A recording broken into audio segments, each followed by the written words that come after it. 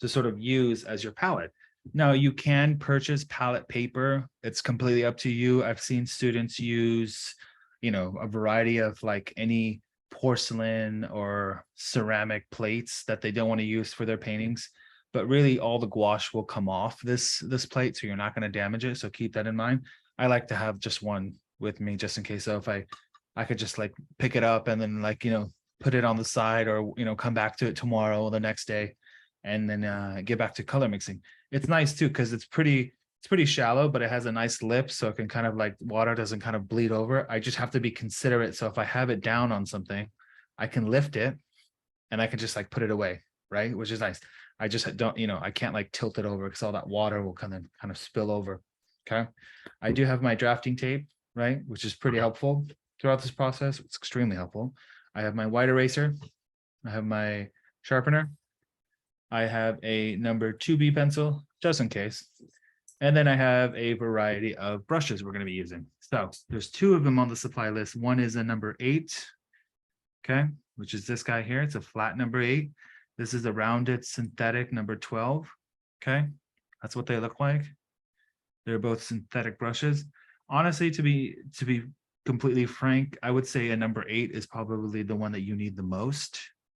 If you can try to get both, it's completely up to you. I've used both of them. They're both really helpful. I'll talk a little bit about the difference between rounded brushes and then flat brushes. I do have my Bristol paper, okay? And then I also have my ruler, okay? And then lastly, the container of water, I just like to use like old candles containers, but you could really use plastic cups. You can use anything that holds enough water in the container, so then I can kind of dip my brushes in, kind of clean them off. And that's something that's really helpful to use throughout this process. I'm not going to, I don't have any special needs or specific materials that I like to use for containers. You could really use any of them. Okay. Questions about that so far? About materials? And then obviously my gouache set, which I'm going to go over. Now, this is I think these are called the, what are they? These are the Winsor Newton brands, but these are the designer set of 6. They're really great. Let me actually just move all of this. Actually, this was a demo I was working on for the drawing class for the wild animal portraits. Let me just move this.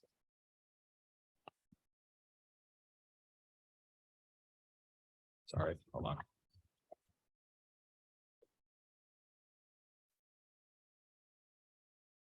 Okay.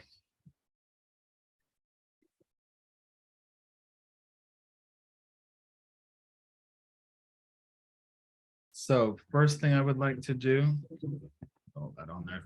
It's kind of nice too. The plate acts as like a catch-all. I'm going to take one sheet out of my Bristol pad, and I'm going to talk a little bit about how to mix a grayscale.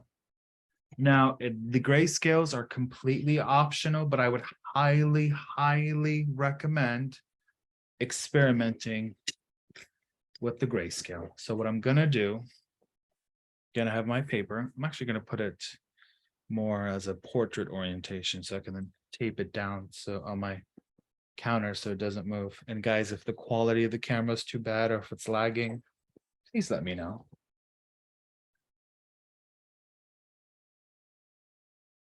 And again, I'm just taping it to my counter. You don't have to tape it to the counter, but again, if you want to keep a nice, clean, consistent drawing, you really want to kind of ground it. I always like to recommend, taping it onto a board or the back of a book or something, or even a large sheet of wood, so you can just pick it up and leave it. But again, if you have a surface that it doesn't move, it doesn't kind of, have too much traffic coming in and out, that's something you have to then really think about.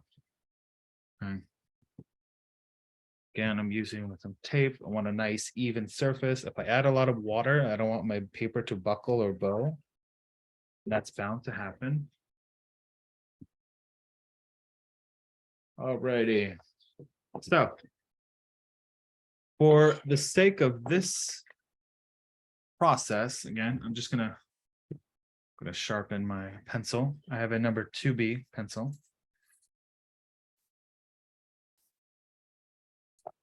Okay.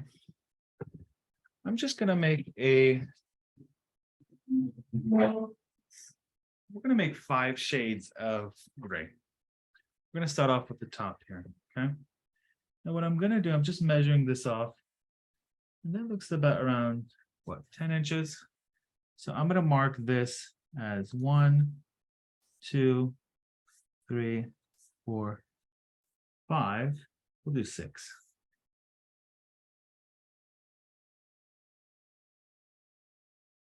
Actually, we'll do 7. Why not? Okay. And again, I would just zoom in on here so you guys can see this better. That's better. And I'm going to make that about,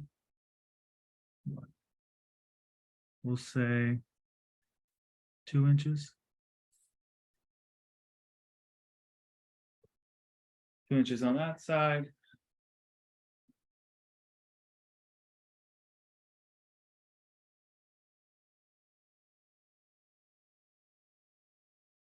Which is on this side.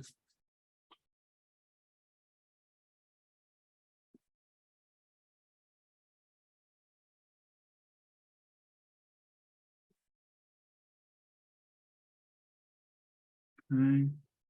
Got 1, 2, 3, 4, 5. Perfect. Now I also can add a set of vertical lines that run through up and down, just to kind of get a nice, it doesn't have to be super perfect, guys. It's as long as it's sort of semi-straight, then helps me sort of separate all those color combinations. Because again, the geometry is not important. I'm not interested in the measurements. I'm interested in you mixing some of those colors more, okay?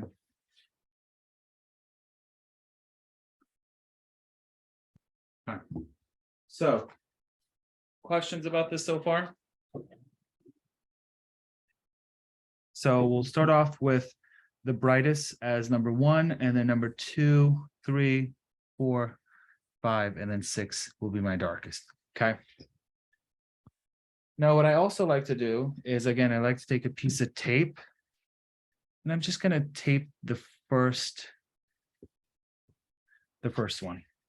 Okay, which is this one here. I'm also going to take some tape. Just kind of keep it a nice, even, clean surface. I'm going to tape off the top as well.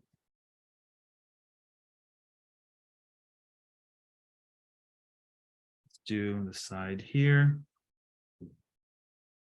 Now, again, if you're following along, should be pretty self-explanatory. If you have any questions, guys, if I'm going too fast, please let me know.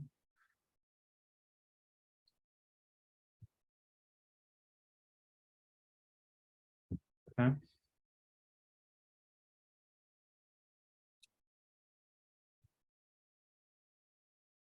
And then finally, the last one. Okay. Now, for my color combinations, I'm not mixing anything. The only things that I'm mixing is black and white. So I have my sort of palette down here. Okay. I have my white. And now a little bit goes a long way. So be careful. Don't have too much. Squeeze a little bit out.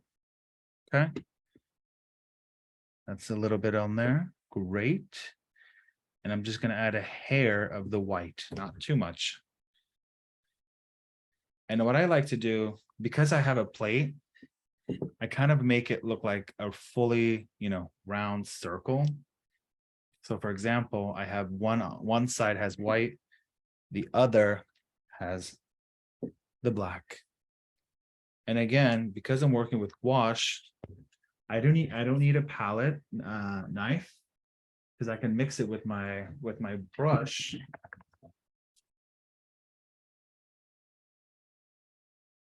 But a key thing to remember is that I always have some paper towel right here in the bottom. So I can blot my brush. Okay. Gonna move it on here. Okay. Blot it.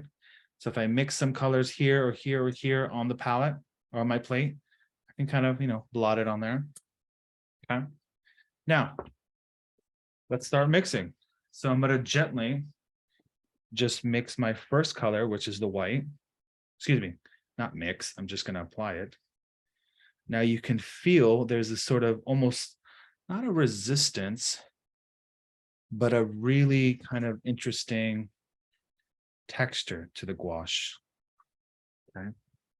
You could also add a little bit of the white, of the water. So I have my water right here. I can just dab it in here and just kind of, again, mix it. Now, it's very, very solid, but then if you add more water, you're diluting the gouache, but you want a nice, even consistency. I'm not going to mix the whole thing, just a little bit, because I just want a nice pure white on this side. So again, I'm just kind of going in vertical and horizontal strokes. This is a flat number 8. Remember, okay? This is the flat number 8. So this should be on the supply list. Just want to cover as much as I can. The more water you add, the more opaque, transparent it is, okay? So if I add more paint, it becomes much more opaque. And notice my graphite pencil marks are kind of disappearing. So if you guys are following along, please, if you have any questions, please let me know if I'm going too fast. I'm following along. I just wanted to mention, oh wait, can you hear me? Yes, Julian, I can hear you. Can you hear me? Yes. Yes, go ahead. Okay, so something I wanted to mention earlier is that in the set of paintings you used to demonstrate, the Claude Monet painting you showed, I'd never seen before. I've only seen his landscapes and plant-based artworks, so seeing something more man-made from Monet was interesting. Yeah. And it's completely, and putting it to the point of color, yeah. Most of his paintings either use colors that are specific to the specific piece of the natural world he was representing, or were very, very colorful.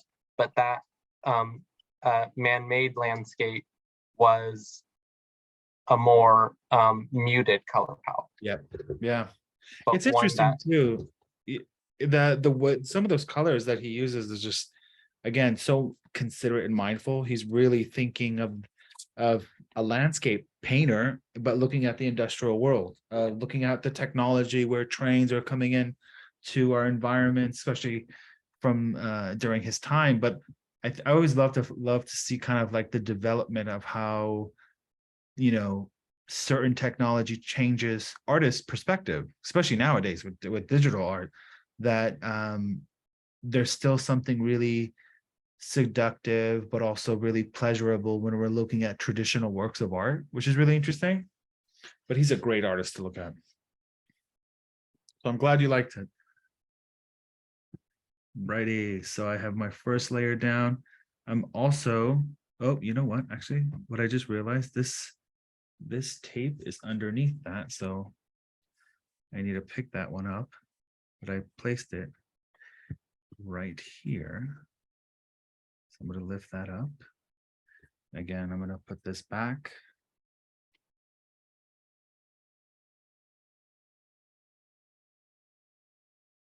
That one back. I should have remembered that I put this one first. Because now I don't have to do this again. There you go. And this tape is really helpful because it keeps a nice sort of even layer that's easy to remove on the surface. Okay, so let's go to the next one. So what I like to do is I like to grab a little bit of the black, just a little, like a hair, I'm going to mix it here, right next to it.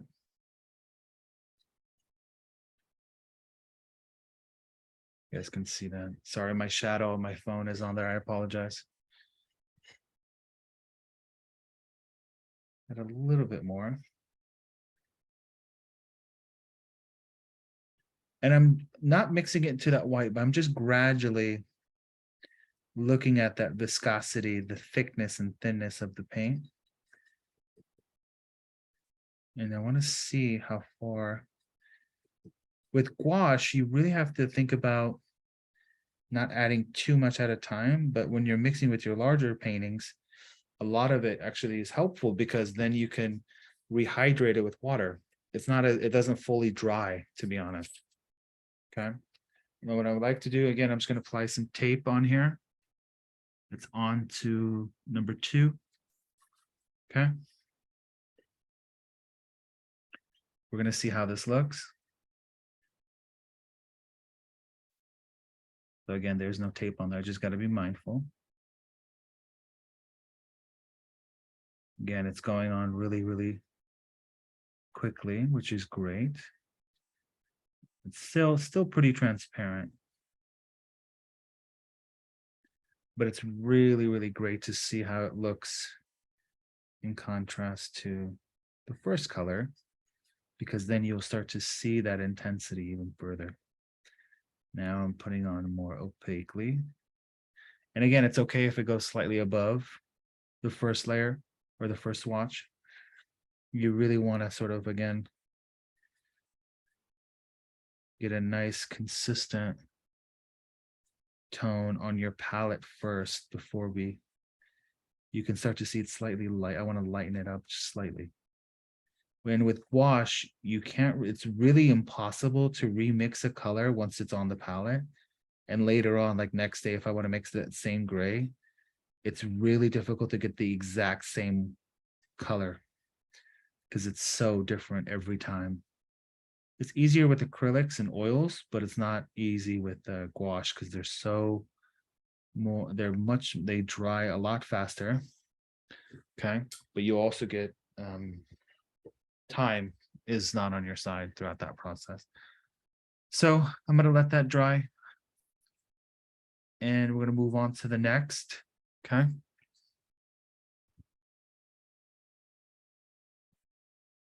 Let me get some more paint down. That's still actually really, really dark, but it's okay because we're making a variety of, we're only making a few shades. Okay. Now with the same color combination, I'm going to add a little bit more white, just a little bit more. Gonna get that nice and wet with some water. Mix that in there. And now I'm gonna add a little bit more black. You can also see how dramatic that is. It jumped really fast to really nice gray. Let's see how that looks. You know what? That's actually still too similar. So we're gonna actually darken that a little bit more.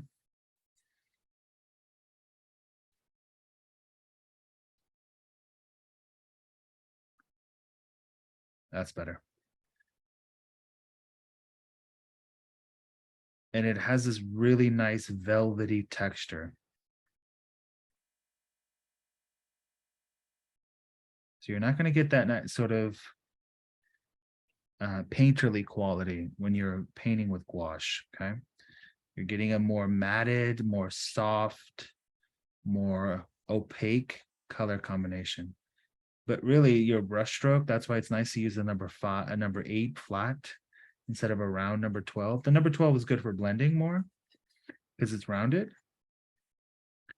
You can see, again, it goes on wet and goes on a lot lighter. Look how much that's drying. That's a big jump, right? I'm gonna hover my hand over this so you guys can see the light better. Is that better? Hold on. That's actually even worse. Excuse me. Hold on. You can see that difference. Move that container. There you go. So there's a kind of nice blend between the variables. We could also get another mid-tone. But we're gonna hop over to the next. And let me know, guys, if I'm going too fast.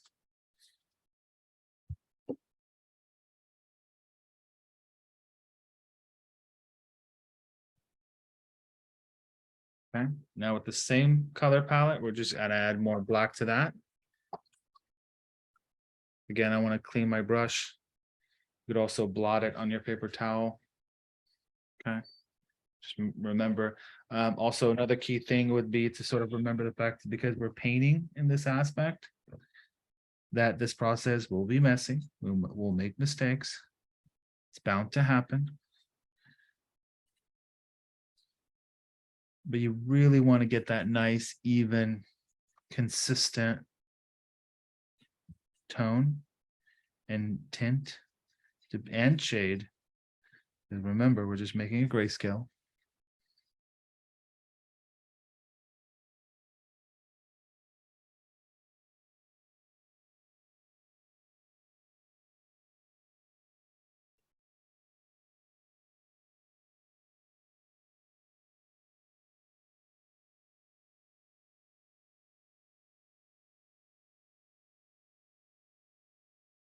Alrighty, let's see how this looks.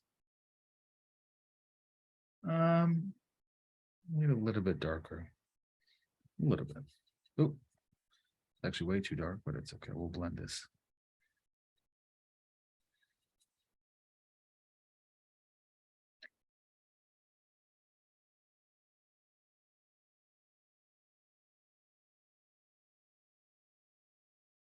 Yeah, this looks. I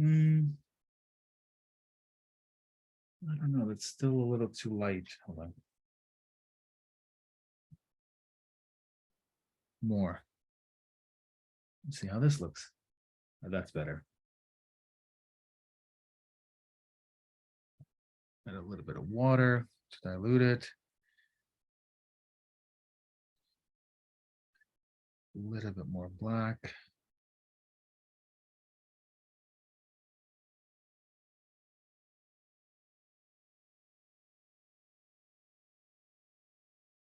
This is where you got to really take your time and have fun mixing some of those color combinations.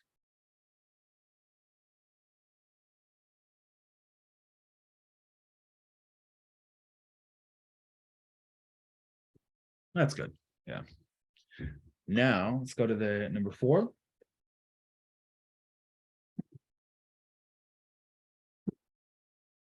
Now number 4 should be pretty dark. Again, I can keep continuing and add more whites, or actually expand this grayscale to be a lot darker, or more variables of grays. But because of time, we'll just work with 4 color combinations, or excuse me, 4 grayscales. Just kind of wrap our head around this assignment, guys. Oh, I forgot my tape.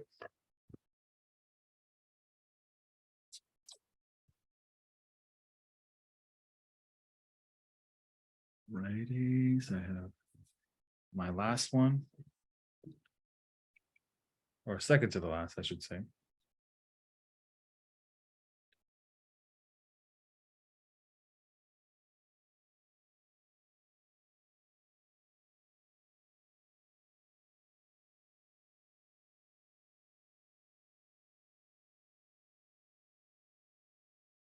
All right, let's see how this one looks.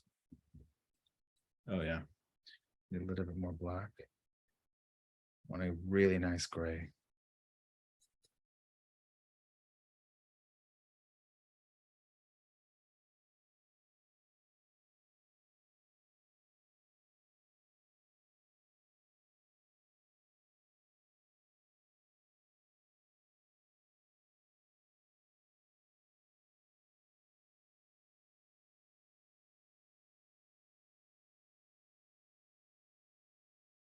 And that gouache really dries really fast, guys. So you got to be mindful of how much time you have when you're mixing, because you don't want it to dry so fast. That's why it's really great to mix more paint, but then you could also rehydrate it with some water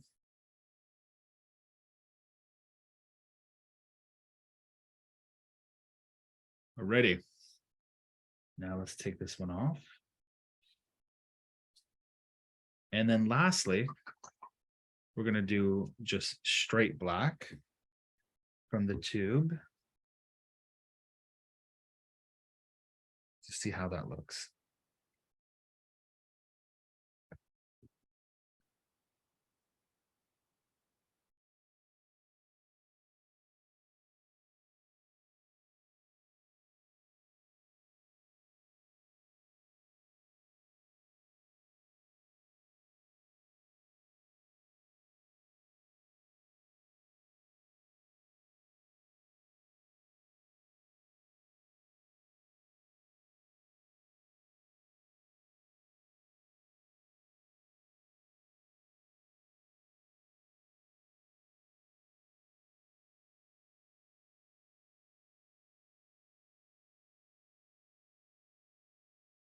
A little bit of water in there.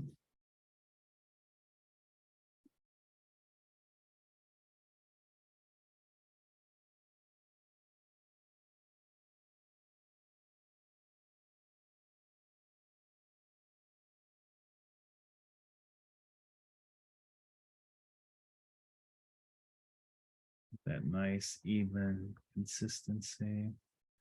And there you go. That is your achromatic grayscale. So let's look at how it looks.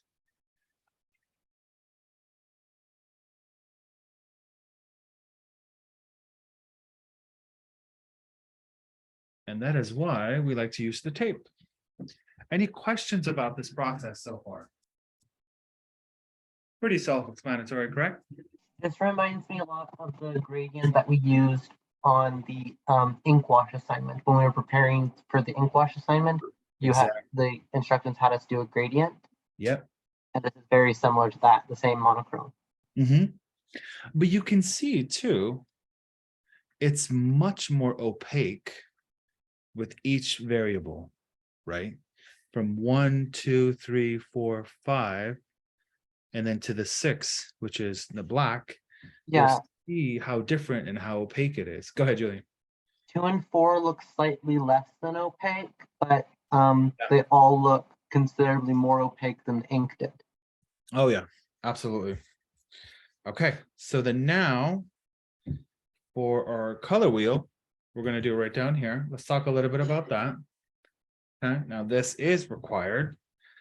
Let me see if I can grab.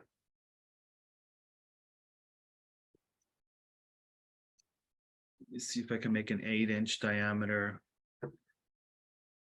circle in this area. Oh, I can. Perfect. Okay. Now I have the my Bristol paper is a little bit bigger. It's 11 by 14, but you guys have a 9 by 12.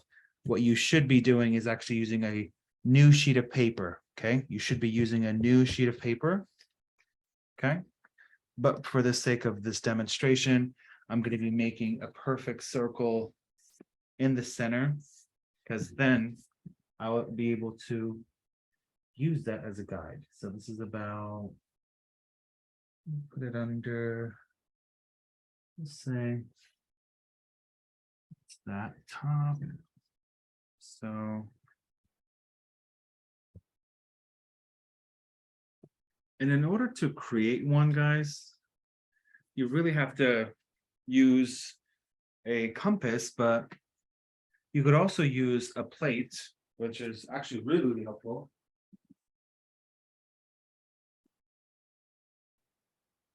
So if you don't want to even measure, and if you want to stick like a sort of an 8-inch plate, this is about actually a little bit more than 8 inches. Let me see if I have an 8-inch plate.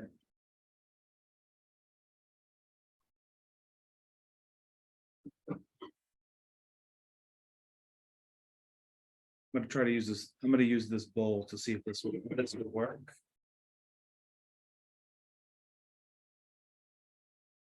Oh, perfect. This bowl is 8 inches. Okay. So what I'm going to do is probably, again, I'm just going to apply some pressure. I don't want it to move. Okay.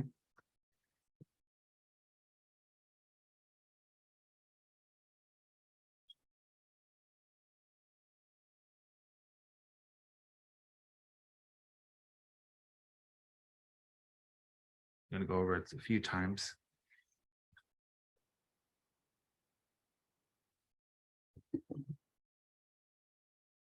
Perfect.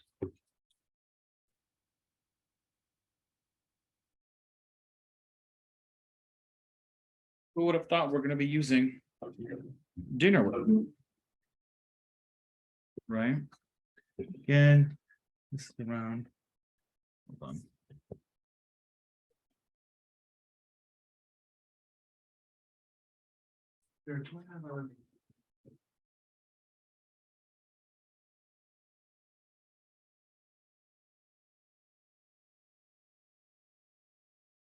The smaller ruler that I'm gonna use here. These numbers are all disappearing. That's funny. I can barely even see it. It's okay. So what I'm gonna do is I'm gonna hypothetically say that's around.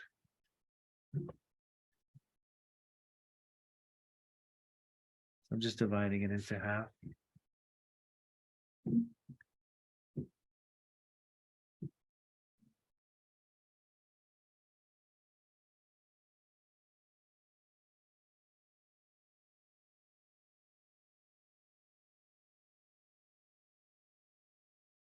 Now, what I'm doing here is exactly, again, sort of finding the what, my center.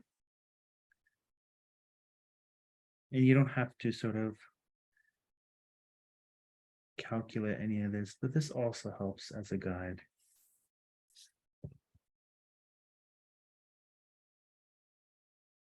You want a nice pie chart.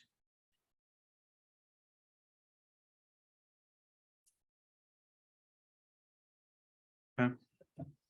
So the reason why I did this is because we'll talk a little bit about, again, looking at our color wheel, but also sort of looking at how to create the color wheel itself with a 8-inch diameter space circle. Okay. Now, again, the circle and the geometric shapes are not important. What really is more important is the sort of the kind of the center where we're going to add the triangle.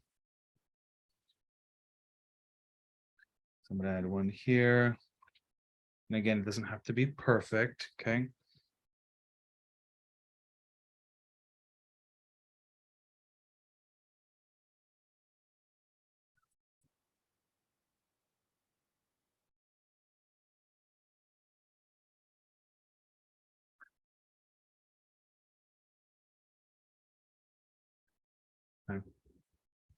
And let's see, how big was that? That's rough. Actually, you know what? Yeah, that is roughly around the 3-inch mark. So what I can do too is erase in the center with my white eraser. Keep my triangle, but I'm going to erase those marks. And then again, the wheel that we're going to be using throughout this lecture will be this one here. Okay, so we'll be using this sort of color wheel for the exercise. Okay, so keep that. I'm just making it as a general triangle. It's a little bit more wider here, but again, that's not important in terms of the measurements. I just want to get a nice general shape. You can exaggerate it even further. You can make it wider. You can kind of expand it. Let's say, for example, if you made this triangle sort of come out like there. This is the base will go right here. This is completely optional, guys. Again, I'm not concerned about the measurements necessarily. It's slightly bigger, so we can use that. Now the white eraser, again, I'm using a number 2B because it's easy to what? Easy to erase. Okay.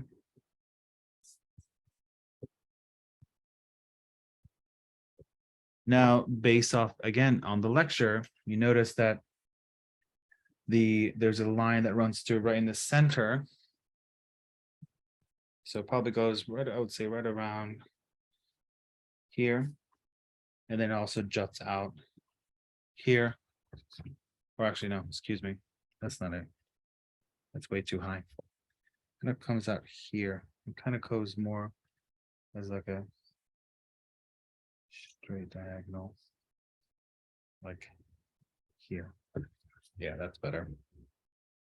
So we're making sort of an upside down V. Oop, my line actually slightly moved, or my ruler, excuse me. But again, I'm happy with this shape because I'm not interested in the geometric shapes. I'm more interested in sort of the color combination. Now, I'm going to tape this edge. Okay.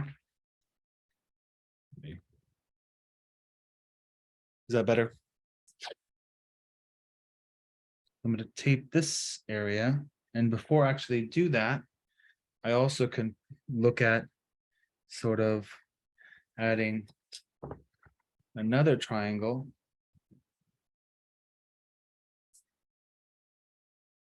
And that goes probably around here. And I'm just following this line if we kind of extended it. And that's here. And that's there. There. This is all dry, by the way, guys. You could feel it's interesting. It's the texture. It's really interesting. Oh, you know what? Hold on. This is slightly higher.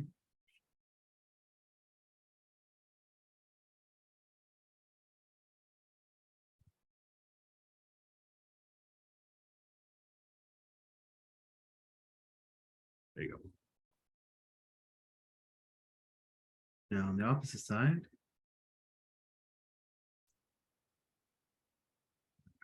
Here.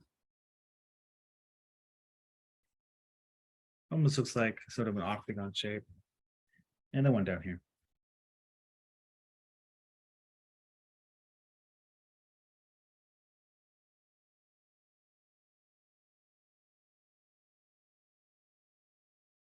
There you go. And that is your secondary colors. Again, I can erase all those lines between. Just follow, I'm actually following that guide, guys. And then for the rest, we're actually going to just freehand the rest of them, okay? Now, what I can do is I can apply some tape that wrap around the color wheel, okay? And I'm going to first start off in the center. Now again, I'm starting off in the center because I want to make my primaries. Okay, primaries are what? The three colors that cannot be mixed or combined in order to create a primary. Okay, so again, I have my palette. Now I can clean all this off, or I can just use the opposite side. I'm just going to use the opposite side because we're not going to blend yet. We're going to be painting raw, straight out of tube. Okay, so I have my primary red. We're going to go do red first. So we have just a little bit. I have my primary yellow. Okay.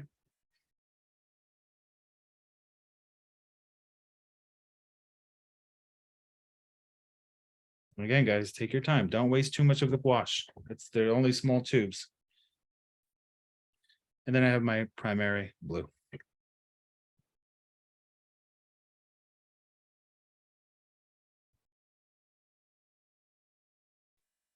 Okay. Now I could also sort of tape off this edge, kind of give it a nice clean surface on all three sides of these triangles. So start off with my red. Okay, we're gonna just cover the color wheel.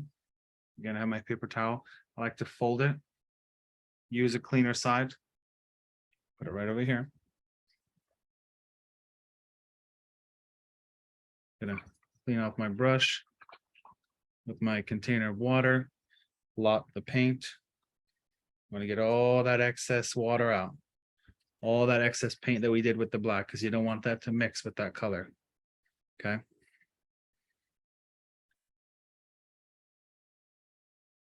Just mixing it with some water.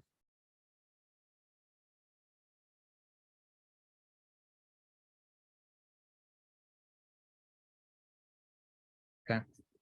So we have our first color, which is that really nice, vivid red. Notice I'm going in sort of diagonals, up and down, left and right. I'm not sort of blending like a painter, because I want a nice, even, consistent stroke. Okay. I'm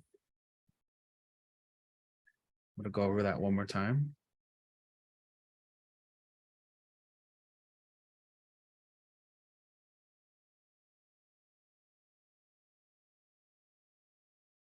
Remember, the tape is acting as a guide to keep it nice and organized, which is great. So I'm gonna let that dry. Okay. I'm now going to remove this layer. Okay. And oh, sorry, my camera moved. And then this piece of tape. I'm going to add another piece of tape that divides these two. Just a small piece. We're going to be using a lot of tape. Okay. Now I'll do my yellow next.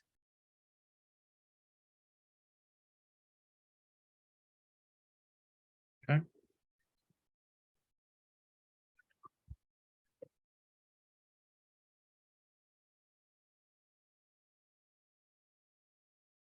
Just nice, simple for you guys can see it.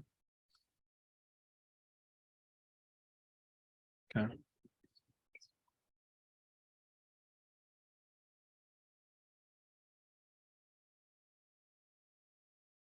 Some yellow.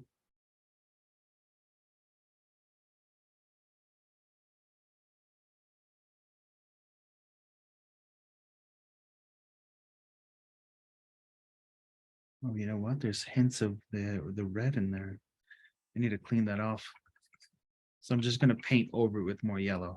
Just going to make sure my brush is clean, because the gouache will actually dry much more opaquely.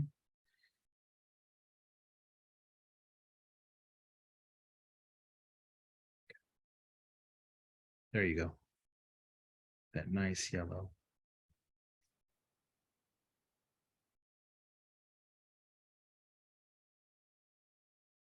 And I'm going to go over it again just in case, because the yellow is a little bit more transparent.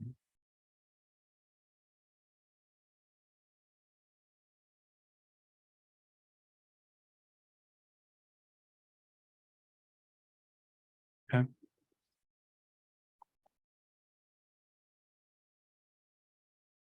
Remove. We're going to go over it one more time. So I want a nice thick layer of my yellow.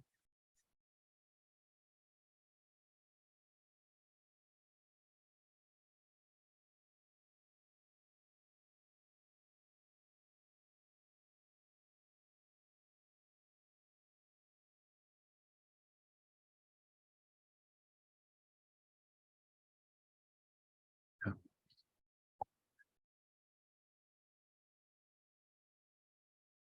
Okay. I'm going to remove this piece. Perfect. Let's now move over to the blue.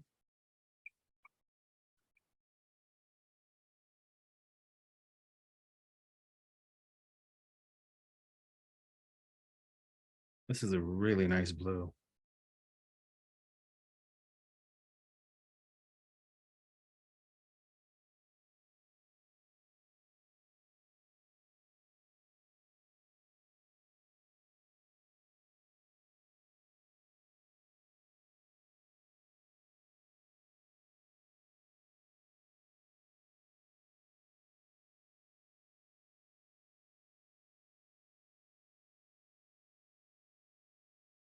Okay.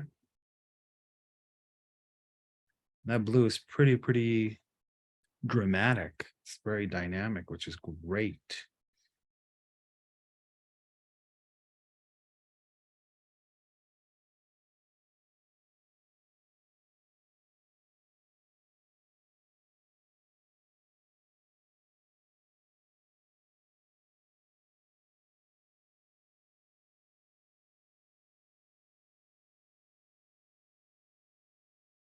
Alrighty.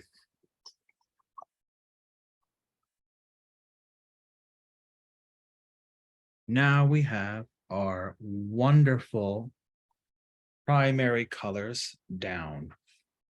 Okay.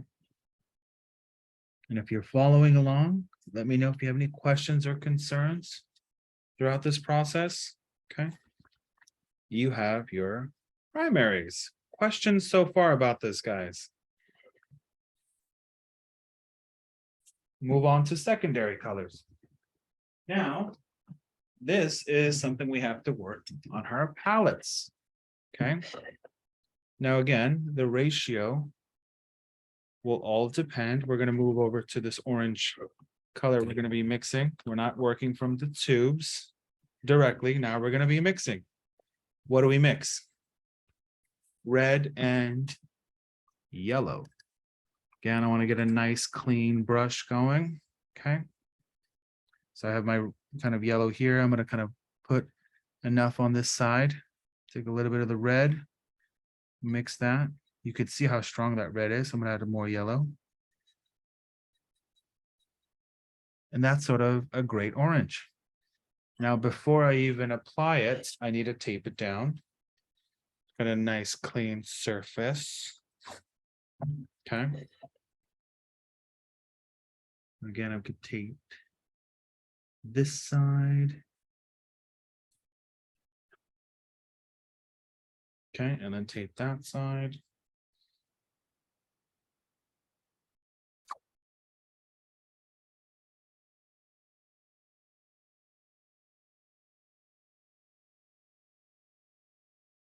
I can also do the rest because I could also keep it nice and even. You can do that now. Will be our later green.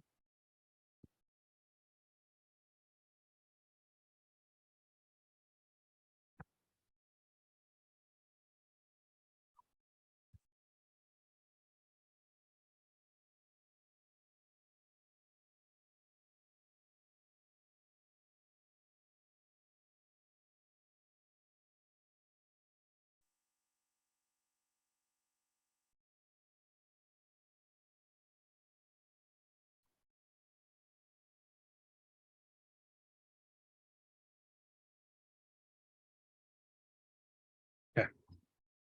I don't have to worry about retaping that area. Alrighty. So let's go back to our color palette.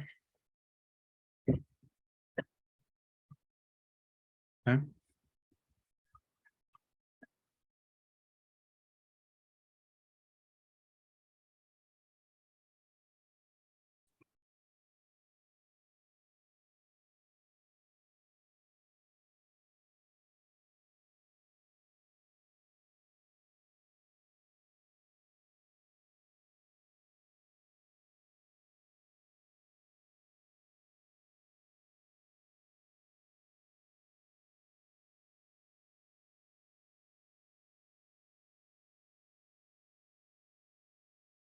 What a nice orange. Sort of a more brighter orange. You know what? I'm happy with that. Let's see how that looks. Yeah. This is good. And now it's a little watered down. So I need to add more paint.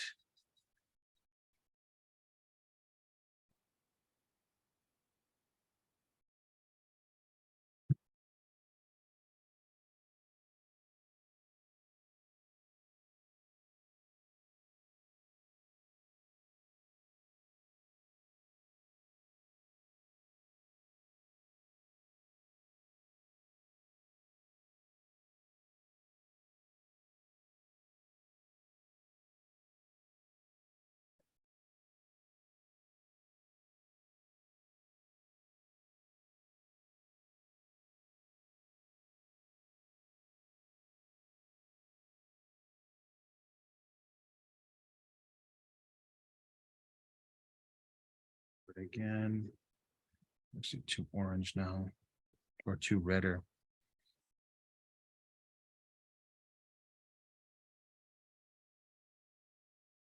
There you go.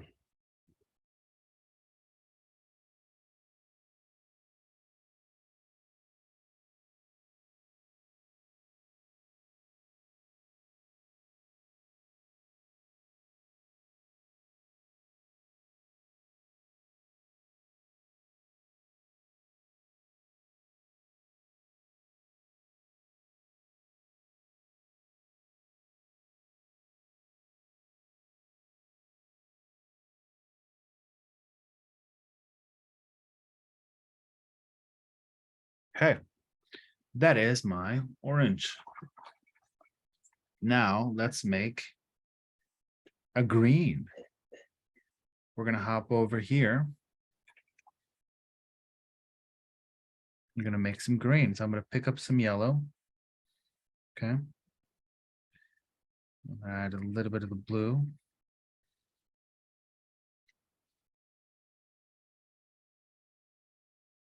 Now the blue is pretty strong.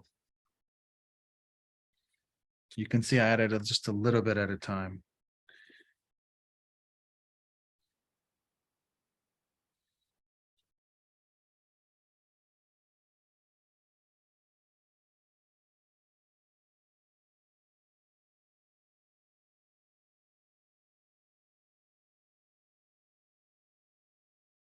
I'm gonna add a little bit more yellow because it's looking too earth green.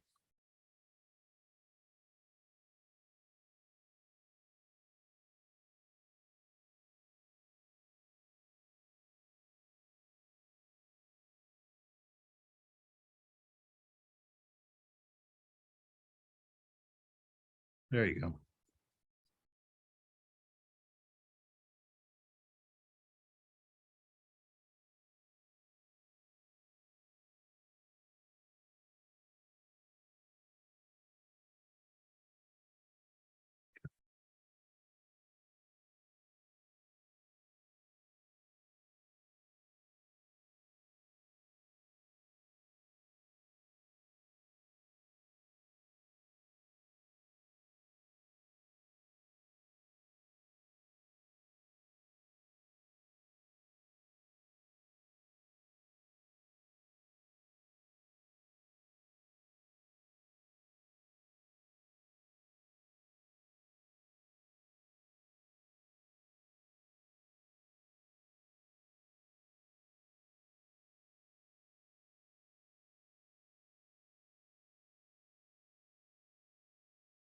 Darken it just a slight.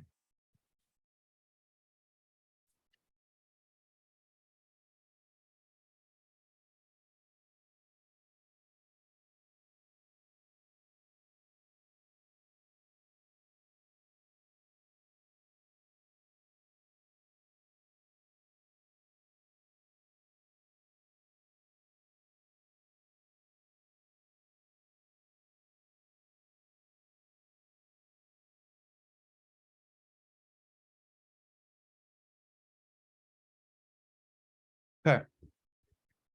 There's my green. Okay. And then finally, we're gonna make our violet. Remember to always clean off your brush. Okay, so I have some red. We'll hop over here on this side.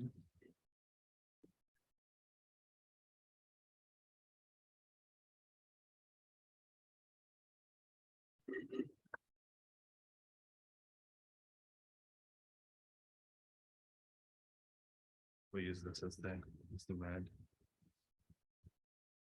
Add a little bit of the blue at a time.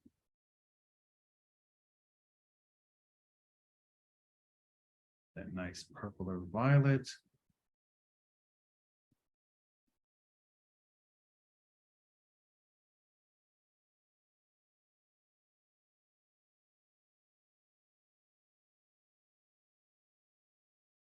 Now that purple violet is pretty dark, so just remember that.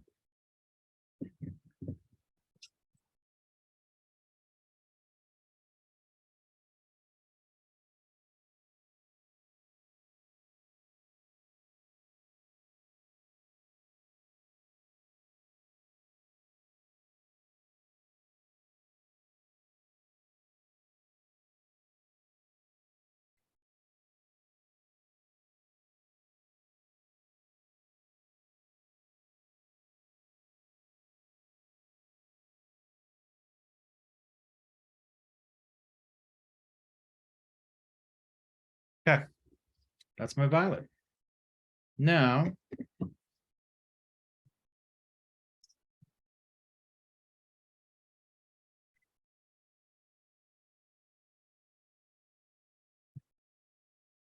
Let's see how all these look.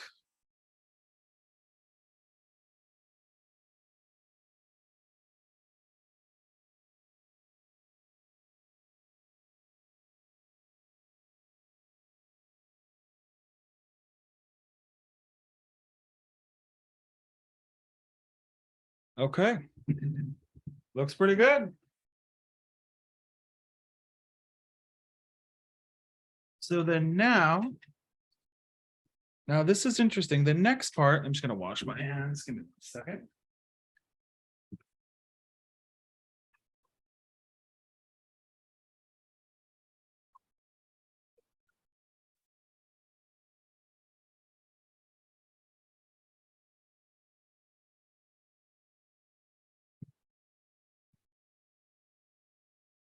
You can kind of see it's sort of bleeding over because of the I added more water and it's kind of like seeping through, which is okay. Any questions about this, guys, so far?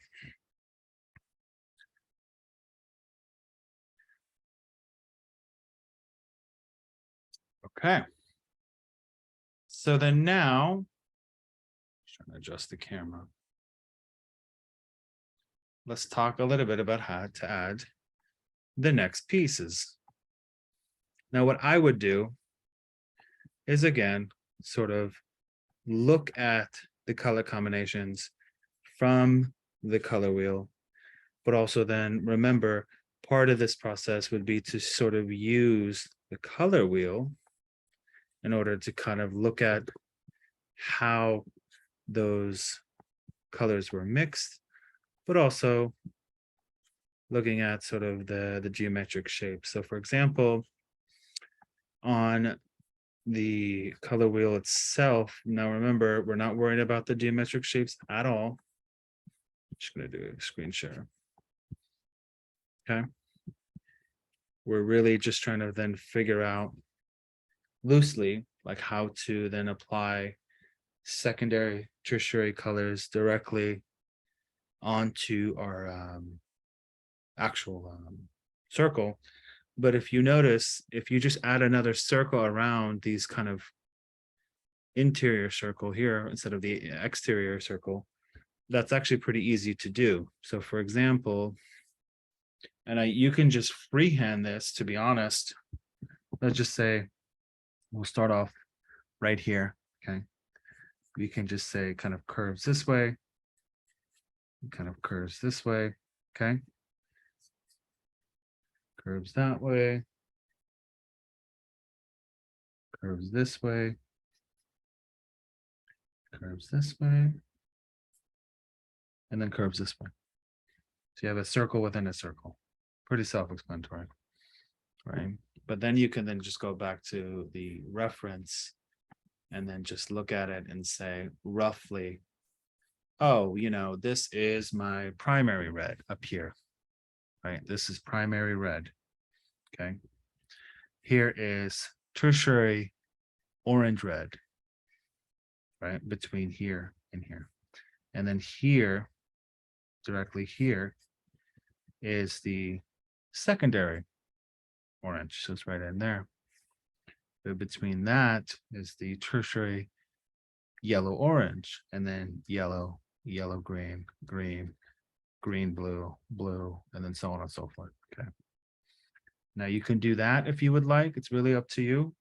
You could also just, work at it freehand. So you can kind of like, I like to kind of like make these slightly more wider because they can separate it.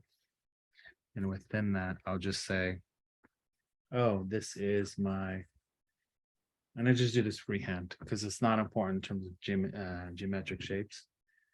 You can just say, this is red, right? But between this corner, sort of where this is, that is the secondary, that's the orange. So here is the red or orange, okay? That's a great starting off point. So for example, now again, you can straighten it. So for example, you could make this line straighter. You don't necessarily have to. And then there's this line.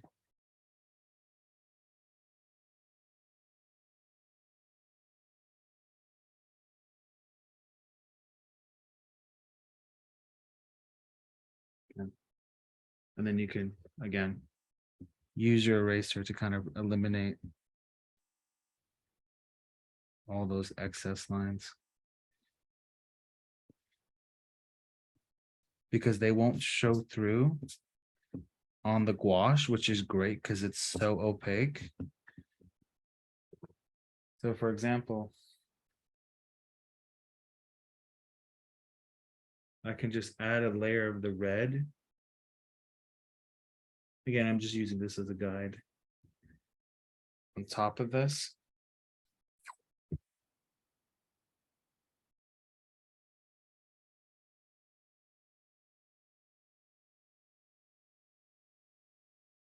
So for example,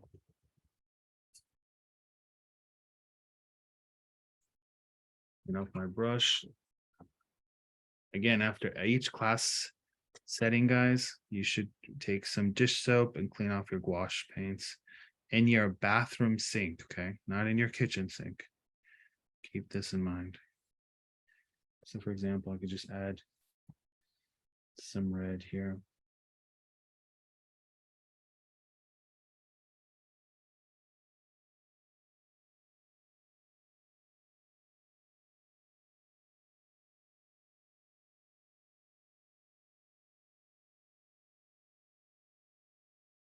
And I'm putting it on it pretty transparently.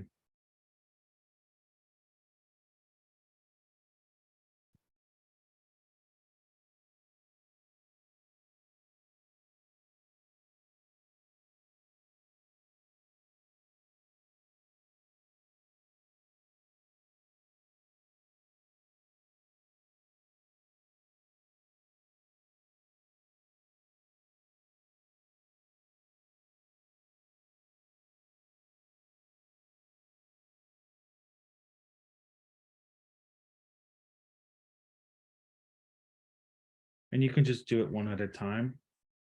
And that's something I would highly recommend. Rather than sort of finding all these patterns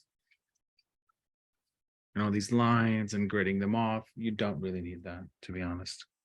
Because you want it to be kind of, again, enough in there when it's semi-correct. You can just eyeball it. Okay. You don't have to make it super correct. Go over this one more time.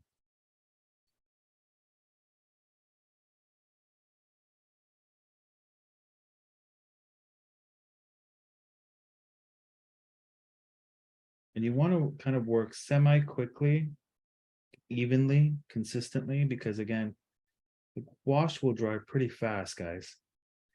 But if you go back to your palette and just add more water, it actually becomes easy to work with. So for example, this is the red, right? You notice like the shape is generally on the top, right? It's meeting in the bottom right over here, meeting at this point, which is the top of this triangle, right? Again, I'm not concerned about any geometric shapes, but you want to then follow along those sort of similar patterns. So for example, if I made the next one right next to it,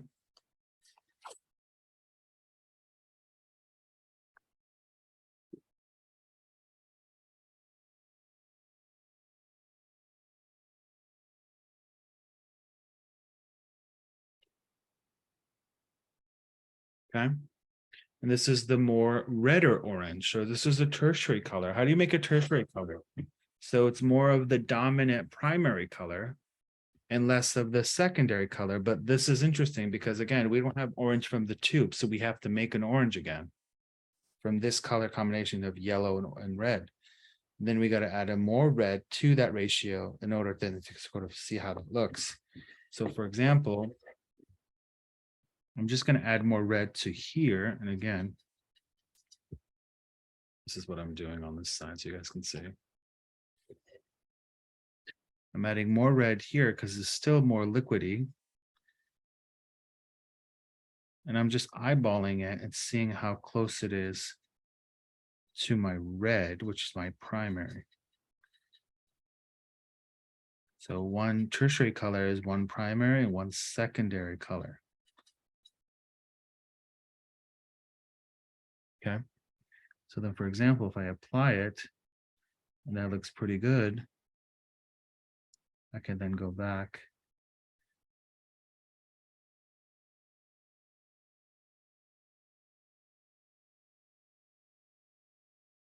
You can see, like, if I make all these strokes, this is now dry. It's drying really quickly. I have to be mindful of use as much time as I can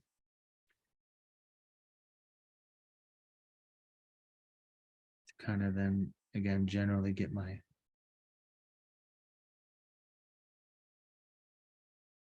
color in there, because I'm not interested in, again, in shapes. I'm more interested in color mixing. This is more of the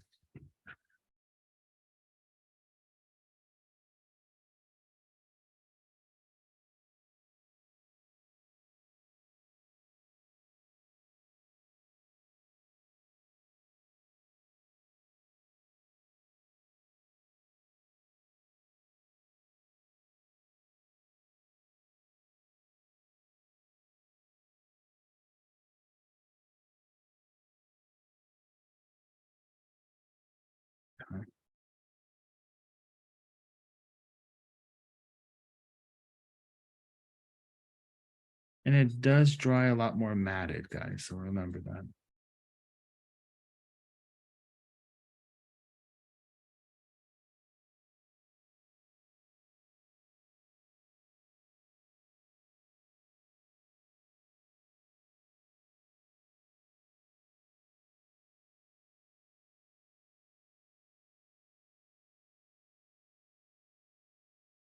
Okay. Again, if I just remove the tape, it's a lot easier to read, right? That's why the tape is a great tool to use, guys. So far, let me hover over my hand. You guys can see now that's more orange red, right? And then now I can add the next one, which is the orange. I have to really be mindful that I got to look at this color that I made before and kind of almost mimic the same orange. Okay. Now, again, depending on how I want to sort of go about doing that, I just have to be mindful, right?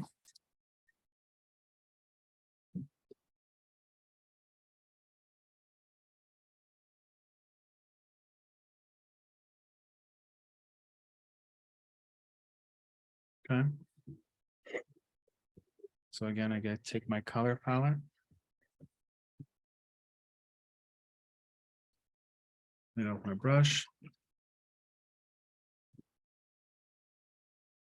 I'll take some raw yellow and just mix it here.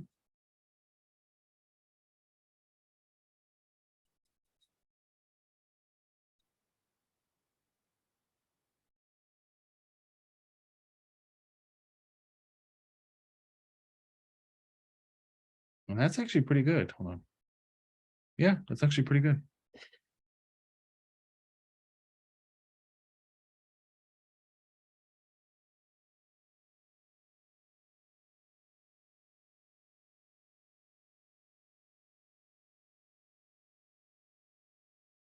Notice I just, again, added it directly to the colors on the wheel, but then also like used my colors right next to that redder orange and mixed it directly onto that page.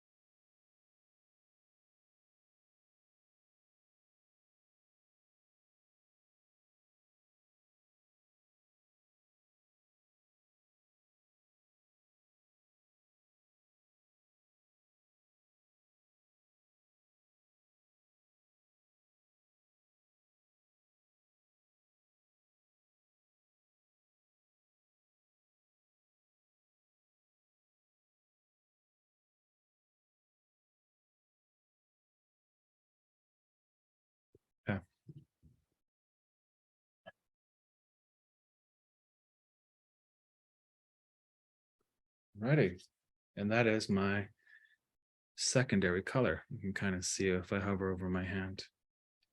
Now the next one would probably be sort of around, let's say here. Okay, right around there. And here would probably be that yellow. So again, I can erase, I'm gonna erase all this actually.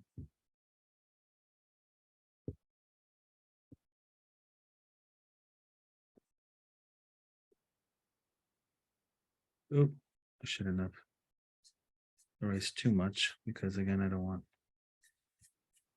Oh, you know what? Actually, never mind. That's already pretty dry. So for the next one, we're gonna make a more yellow orange or orange yellow, excuse me.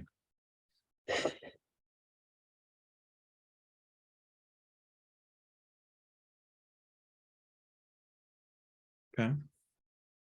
Again, with the wheel, we're just going to dilute that yellow even further. Need my brush.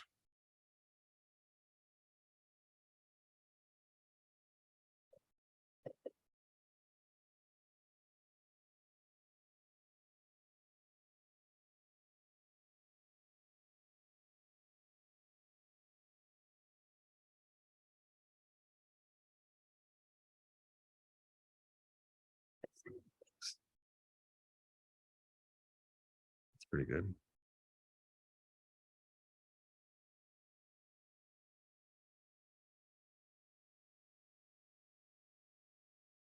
Add a little bit more orange to that.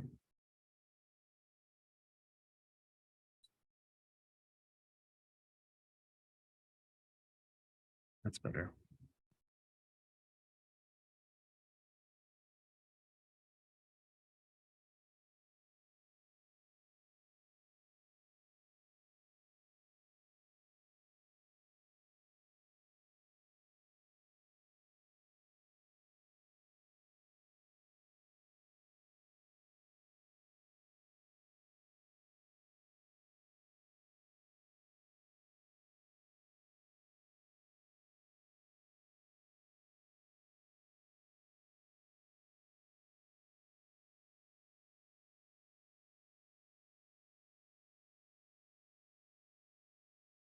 Okay.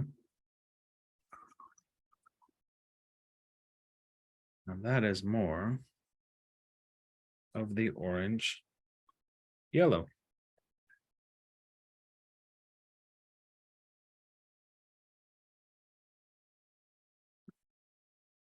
Merge these. There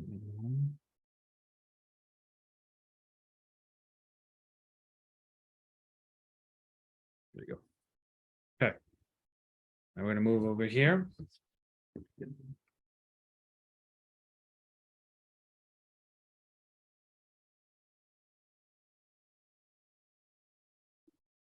Grabbing more paper towels. Okay. So we have our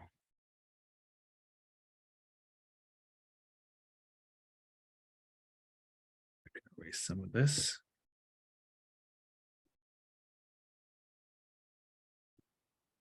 Now this is what? What color is this? Primary yellow. You could also just take a little bit and just actually blob it on there. I would not recommend doing that, but you know, in case of sort of working more quickly, you could do that if you wanted to.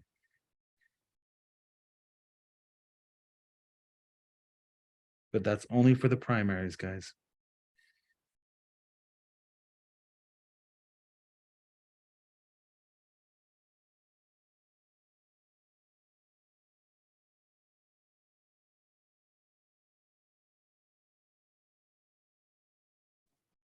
This is interesting. All of the primary and secondary colors show up in the outside ring, in addition to tertiary colors. Yeah. And there actually appear to be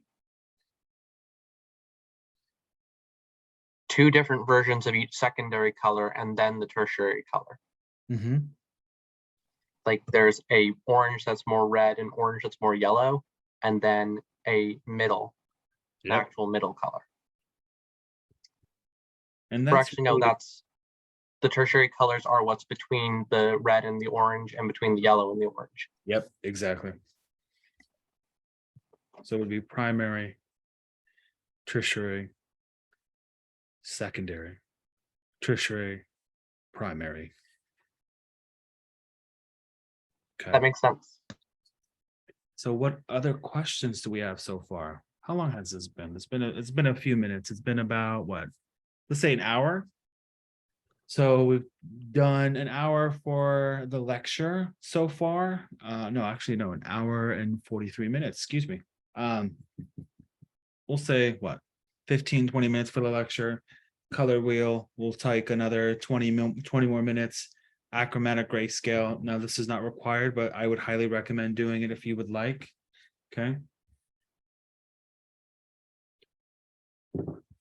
Also erase some of those marks.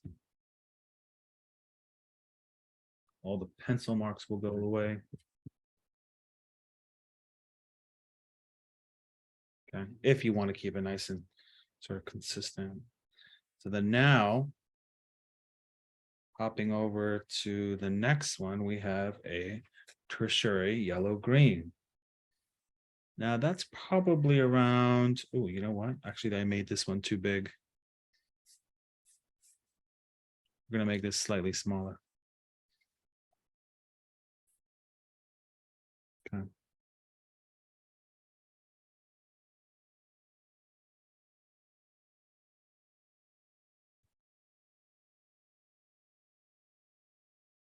We can make this bigger too by working over it on top of the yellow once that's dry, because that's still pretty wet.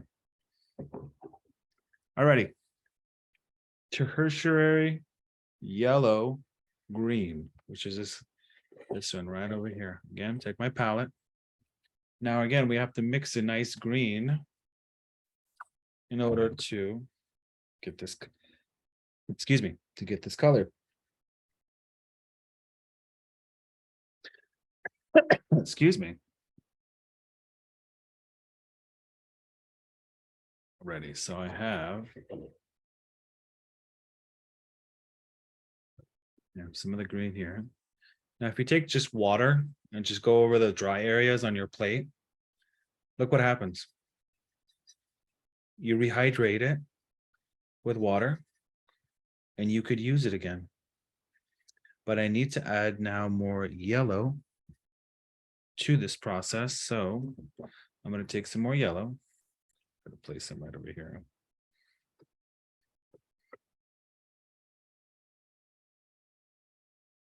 Excuse me. Oh God, I hope I'm not getting, it's cold, it's not coming back.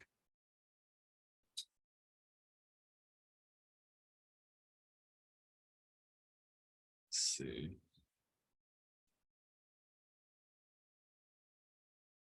Okay. I'm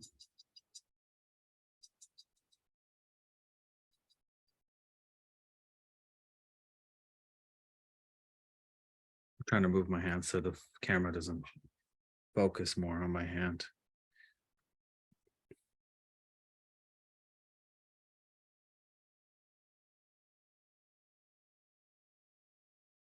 Okay.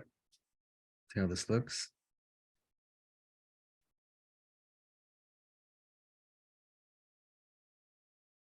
That's still a little too light. I want to darken this.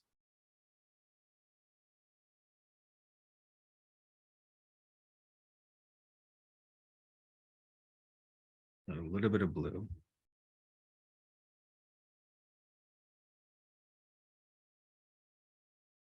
Some water.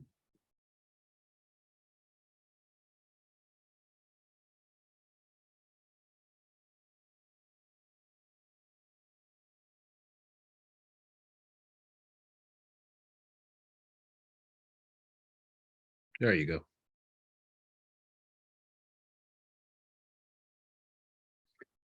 And a little bit more. I'm going to add a little bit more yellow.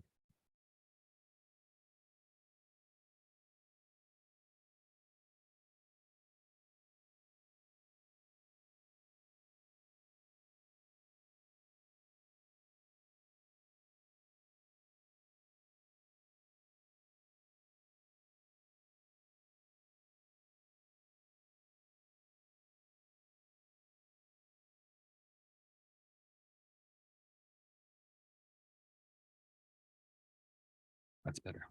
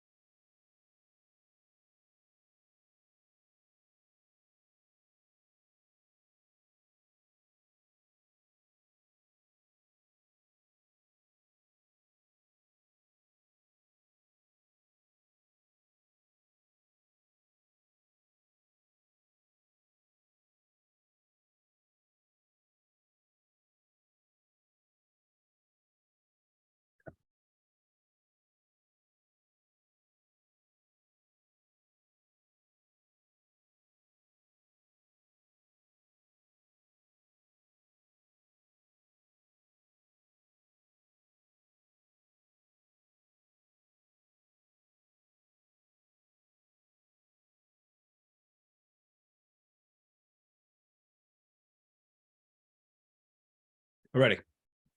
So then now, there you go. Somewhat better than that measurement. So we're going to hover over and try to make that green again, adding a little bit more blue.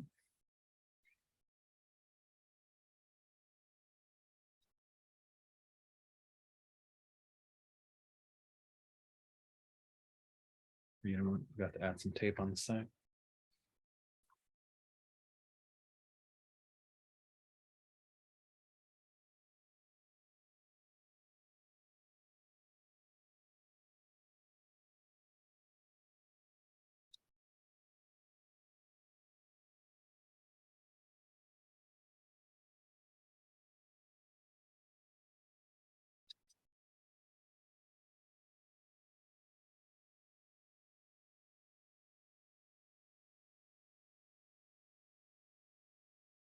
This looks.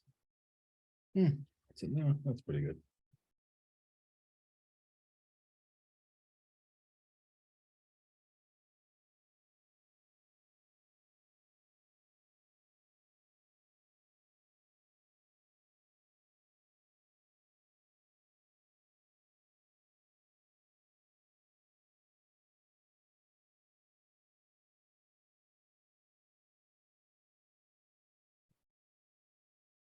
I'd darken that slightly.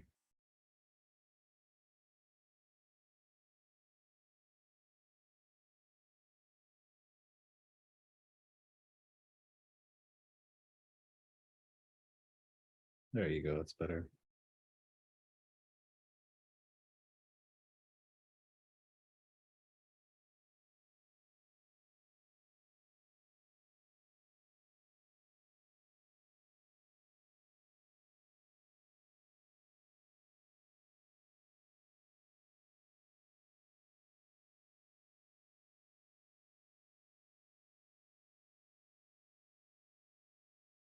Okay. Let's remove that. Perfect. So then now I am halfway done so far on this side. What other questions do we have so far? I don't really have any questions. I just this makes sense. Watching the process of the color theory and the color wheel in progress is very useful. I've seen the wheel itself quite a lot, but seeing it being made is very useful. Oh yeah. I mean, it's tremendously helpful, right? Because it dramatically changes so much from practice to, or from a lecture to practice, right? Putting it into practice, which is important. I'm now going to move on to a tertiary blue-green. Taylor, any questions so far? Just want to make sure Taylor's okay too. Nope, I'm good. I do have one question for you at the end. It's regarding the last assignment. But other than that, this one I'm okay with. Okay. All righty. We'll chit chat about that soon. We'll Okay, say thank 8 you. o'clock. Let me know when it's 8 o'clock, and then we'll chit chat, me and you and I. Okay, sounds good. Thank you. Yeah. I'm adding more blue green to the swatch here.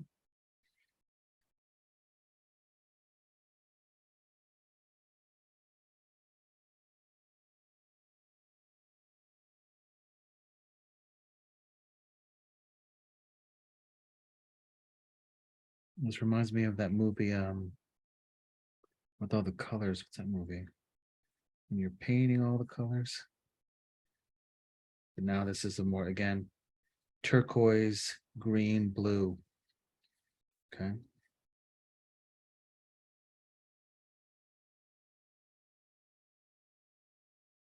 Again, I'm going to say this 14,000 times. I'm not interested in geometric shapes.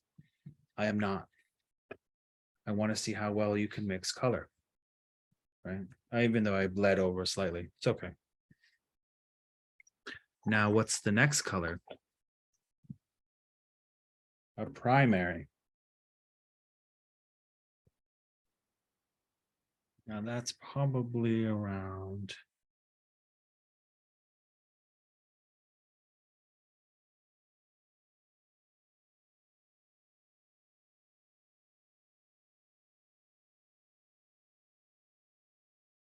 I'm just sort of, again, kind of making this semicircle.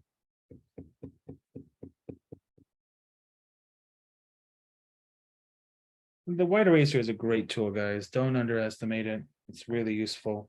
Covers up so much and removes so much, which at the same time. Okay.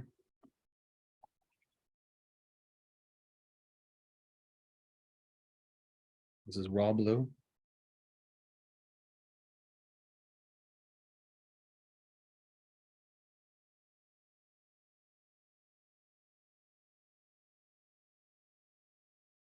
Again, all of them next to each other, you'll start to see how they all have almost similar color relationships to cooler, warmer color palettes, color combinations.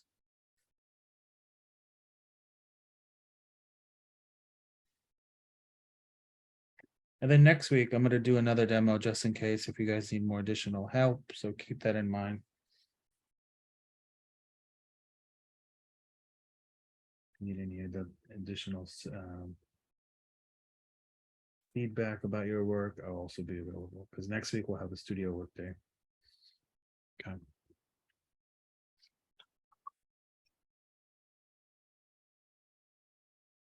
Okay.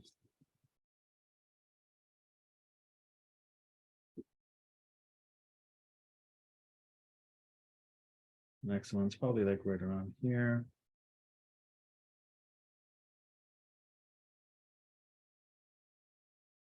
Well, you know what, the blue slightly bleeding. Let me correct that. You could always correct it again because of time.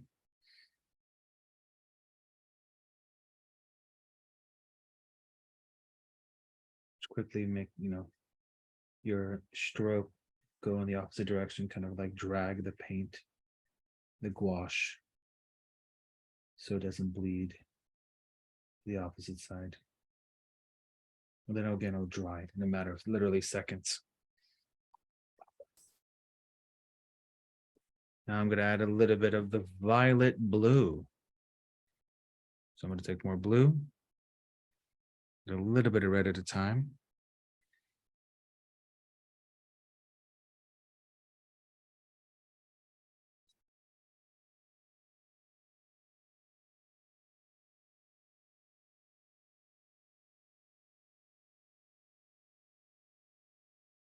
Oh, forgot to add my lovely tape.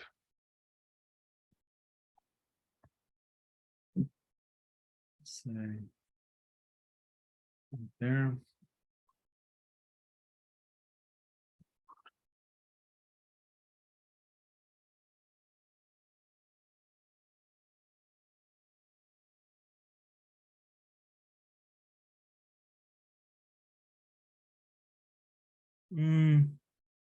That's not blue enough. I'm gonna add more blue.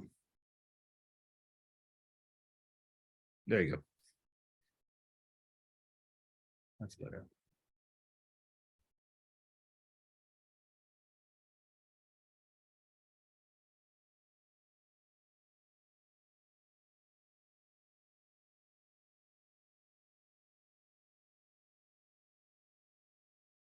This reminds me of that animated show, Sailor Moon. I don't know if you guys are familiar. It's a Japanese animated I've cartoon. heard of it, but I've never watched it. It was such a great animated Japanese animated show years ago. I think they're now coming back. Yeah, I'm pretty sure they're making a new version of it.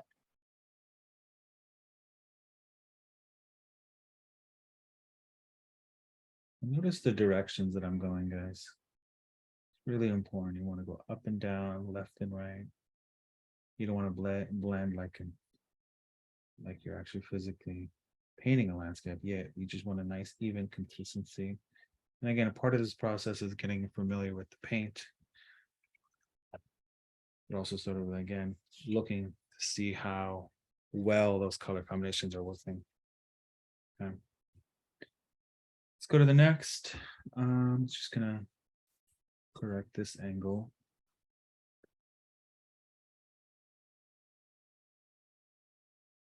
I'll raise that on the other side.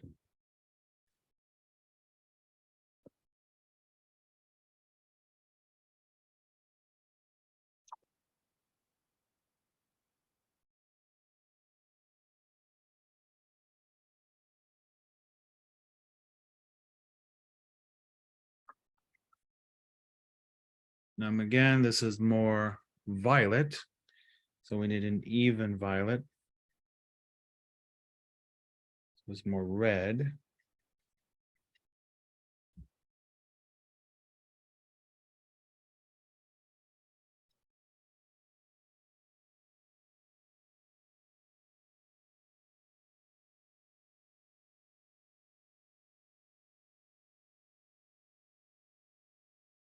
That is way too much water.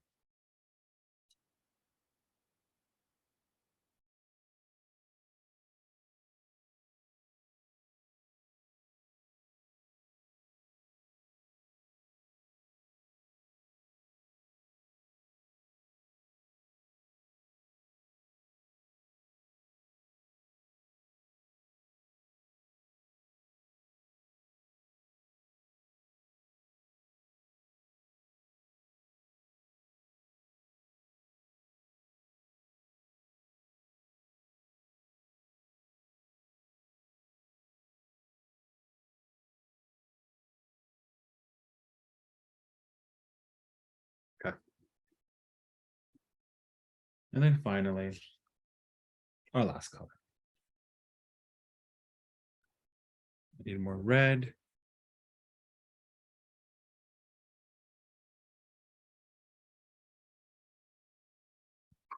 And this will be a more redder violet.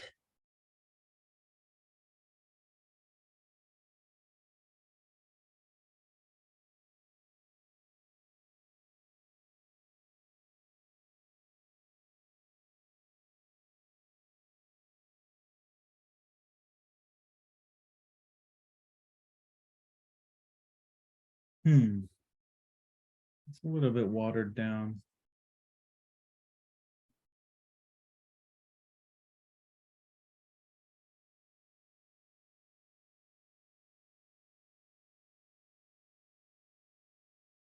There you go.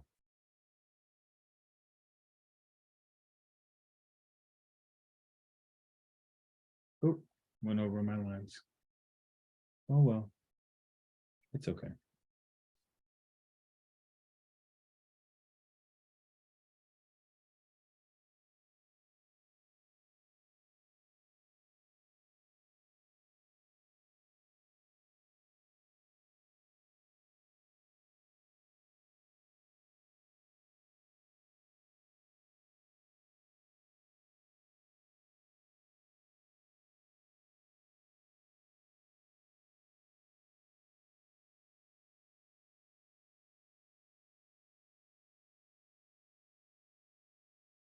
Alrighty. And that, guys, is, you could see my plate is full. But that is the color wheel. Okay, any questions we have so far?